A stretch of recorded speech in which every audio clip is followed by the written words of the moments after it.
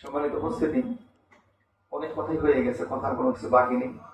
যেহেতু শেখ নির্দেশ করেছেন তার নির্দেশ পালনার্থে আমি মাত্র তিনটে কথা বলবো। একটা হচ্ছে হজে যাওয়ার জন্য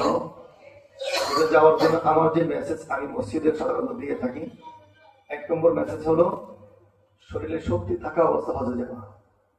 2 নম্বর মেসেজ হজে যাওয়ার আগে প্রশিক্ষণ নেওয়া।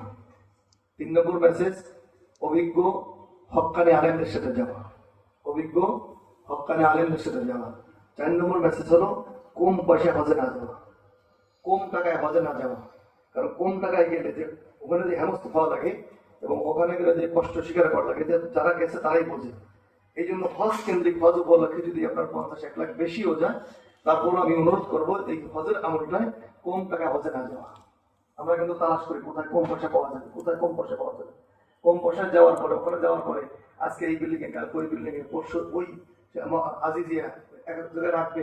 মানে হজের 5 ওয়াক্ত নামাজ ঠিক মতো মসজিদে পড়তে পারবেন না। জীবনে একবার হজে গেলাম, অথচ 5 ওয়াক্ত নামাজ যদি বাইতুল্লাহ পড়তে না পারলাম, তাহলে কিসের হজ করতে গেলাম? টাকা পয়সা আসবে আর যাবে, জীবন অনেক পয়সা আসবে, কিন্তু সবসময় আসবে আর যাবে না। এই জন্য আমার এই 4টে মেসেজ আশা করি আপনারা পৌঁছায় দেবেন। 1 নম্বর শরীরে শক্তি থাকা অবস্থায় যাওয়া। 2 নম্বর অভিজ্ঞ হক্কানি আলেমদের সাথে যাওয়া। 3 নম্বর হজে যাওয়ার আগে প্রশিক্ষণ অথবা এই বিষয়গুলো নিয়ে মুযাকারা করা। 4 নম্বর কম পয়সায় হজে না যাওয়া।